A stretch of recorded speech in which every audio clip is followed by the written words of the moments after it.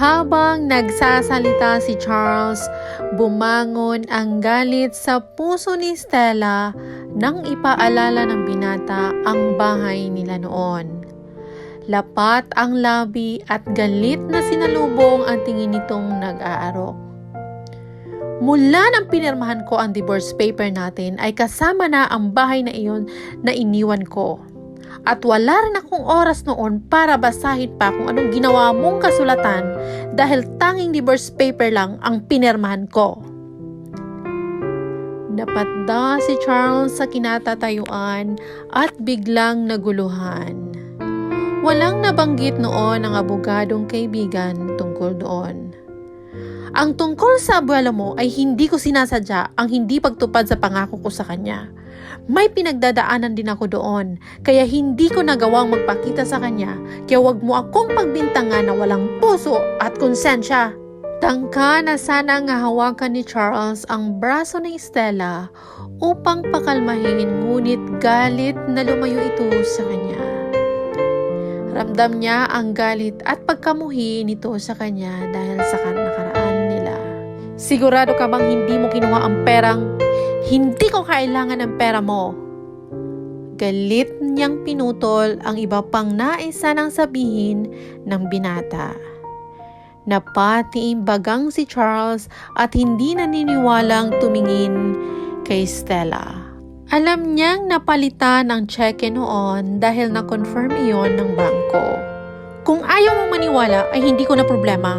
Now, excuse me. Malakas niyang binangga ang balikat sa braso ng binata at nilampasan ito. Naikuyom ni Charles ang kamao habang sinusundan ng tingin ang dalaga. Mukhang lalong tumapang ito ngayon at may malaking taong sinasandalan. Kung sino man ang sinasandalan nito ay kailangan niyang malaman. Samantala, Sir, malapit na po magsisimula ang meeting. Nilingon ni Charles ang kanyang sekretary na hindi na malayang sumunod sa kanya.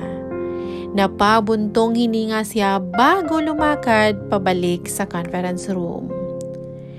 Nawala ng ganang tumuloy sa conference room si Stella. Sumakit din bigla ang ulo niya kaya nagpasya na lamang siyang umalis.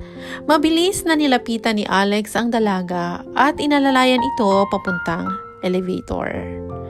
Naikuyom ni Charles ang kamao nang mamukhaan ang lalaking kasama ni Stella. Kung ganon ay ang lalaking iyon ang sinamahan ng dating asawa. Mukhang may koneksyon sa kumpanyang ito ang lalaki kaya naroon. Pagkalulan sa elevator ay humarap sa kanya ang dalawa.